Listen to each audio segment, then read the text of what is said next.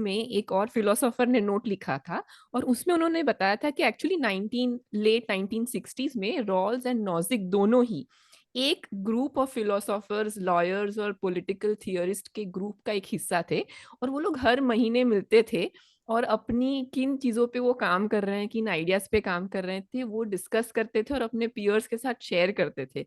तो एक तरीके से सच में वो एक पुलियाबाजी कर रहे थे। फिर हाँ, सब ज्ञान का यही स्रोत है भाई, हाँ। पुलियाबाजी। हाँ, तो ठीक है, तो विषय पे आ जाते हैं। हाँ, तो थोड़ा मैं ये सोच रही हूँ ठीक कि हम ऐसा करते हैं कि पहले हम रॉल्स की, मैं कोशिश करती हूँ कि मैं रॉल्स की थ्योरी समझाऊं, उन्होंने क्या बोला है वो जितना ठीक से मैं पुलियाबाजी के समय के हिसाब से समझा पाऊं। और उसके बाद फिर हम उसमें प्रोज एंड कॉन्स क्या है वो एक बार समझ सकते हैं और फिर बाद में हम नॉजिक के बारे में सेम चीज करेंगे। तो नॉजिक की सॉरी जॉन रॉल्स की जो थियोरी है वो उसका फंडामेंटल क्वेश्चन ये है कि किसी भी समाज में उसके जो संसाधन है उसको किस तरह से बांटा जाए ताकि वो एक प्रकार का न्यायपूर्ण बंटवारा हो उन संसाधनों का। ठीक है, उस बात के अब ये इस डिसीजन पे आने के लिए वो कोई भी आर्बिट्ररी तरीका नहीं अपनाते हैं, वो ऐसे कोई रैंडमली नहीं कहते कि ऐसे करना चाहिए वैसे करना चाहिए। वो एक थॉट एक्सपेरिमेंट के थ्रू बनाते हैं और उसका रीजन ये है कि वो बोलते हैं कि अगर हम आज जैसे हम अपनी जिंदगी में बैठ के अगर हम ये डिसीजन लेने की कोशिश करें, जैसे कि समझिए कि कोई चार लोग मिलके अगर संविधान लिखने की कोशिश करें जो भी एक प्रकार का सोशल कॉन्ट्रैक्ट है, राइट? तो उसमें क्योंकि लोगों की खुद की पोजीशन समाज में अलग अलग होती है या उनके खुद की एबिलिटीज अलग अलग होती है, तो उनके पर्सनल एग्जिस्टेंस की जो रियलिटी है उनसे उनके जो बायसेस है वो उसके डिसीजन मेकिंग में अंदर आ जाते हैं।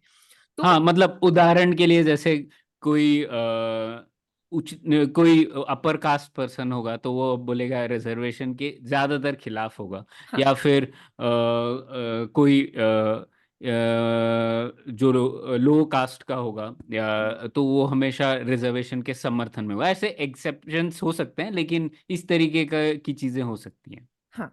हम्म। तो इसीलिए तो बोलते हैं कि एक जस्ट प्रकार का कॉन्ट्रैक्ट किस तरह से होगा। ओके, तो अब कॉन्ट्रैक्ट कोई भी दो इंसान के बीच में जस्ट तभी होता है कि अगर आप दोनों ने उसमें एक ऑटोनोमस, आपने दोनों ने अपनी पूर्ण स्वायत्ता के साथ उस कॉन्ट्रैक्ट को चुना चुना है, डिसाइड किया है, राइट?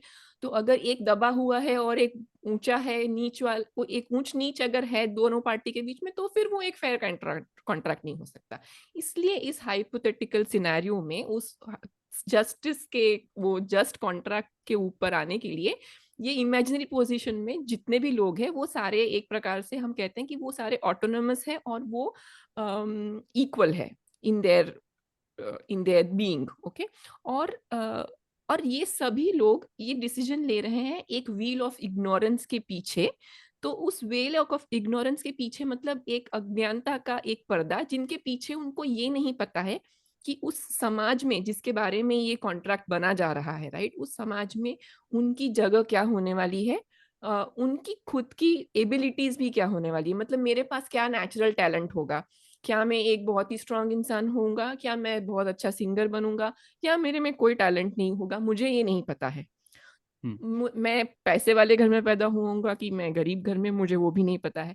तो अगर मुझे कुछ भी नहीं पता है कि मेरा जीवन कैसा होने वाला है एक बार ये जब कॉन्ट्रैक्ट बन जाता है और उस सोसाइटी में मैं आऊंगा, तो इस पोजीशन, इसको उन्होंने ओरिजिनल पोजीशन कहा है। तो उन्होंने ये सर्कमस्टेंसेस इसलिए बनाए हैं ताकि एक, अगर इस थॉट एक्सपेरिमेंट में आप अपने आप को रखेंगे और सभी इंसान उस थॉट एक्सपेरिमेंट में अपने आप के लिए सोच रहे हैं, ठीक है, ऐसा हम्म। नहीं कि मैं आपके लिए नहीं सोच रही हूँ, मैं अपने लिए हम्म। सोच रही हूँ कि अच्छा मुझे अगर कल पैदा होना है तो अभी इस समाज में मैं क्या करूं ताकि मेरी स्थिति इतनी अगर खराब भी हो तो इतनी खराब ना हो।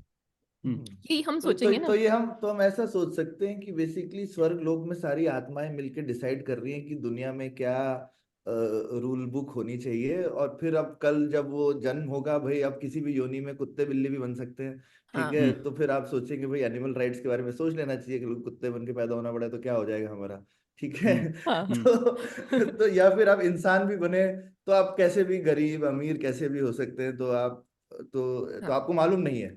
कि आप कैसे जन्म लेने वाले हैं अपने अगले जन्म में, और उससे पहले आप ये सब सोच रहे हैं। एग्जैक्टली नहीं, ये बहुत सही बोला सौरभ आपने। मतलब अज्ञानता का पर्दा थोड़ा इमेजिन करना मुश्किल है, लेकिन आप सोच, ये जो आपने उदाहरण दिया वो सही है। आप अगले जन्म के बारे में सोच रहे हैं और आप हाँ, डिसाइड कर रहे हैं कि आप किस तरीके की दुनिया होगी जिसमें आप जन्म लेना चाहते हैं। जन्म लेना चाहते हैं। और तो आप किस तरीके किस तरीके की दुनिया खड़ी करेंगे, वही हाँ, है सवाल। तो बिल्कुल। अभी ये सब रैशनल बीइंग्स है, मतलब वो विवेक से सोच रहे हैं। तो पहली, अब हम सब अगर विवेक से सोचेंगे और इक्वालिटी के एंगल से सोचेंगे, तो हम यही सोचेंगे ना कि पहला तो ये हम सोचेंगे कि भाई इस दुनिया में कम से कम सबको इक्वल पॉलिटिकल राइट्स होने चाहिए, और सबके बेसिक पॉलिटिकल राइट्स और बेसिक लिबर्टी सबकी होनी चाहिए।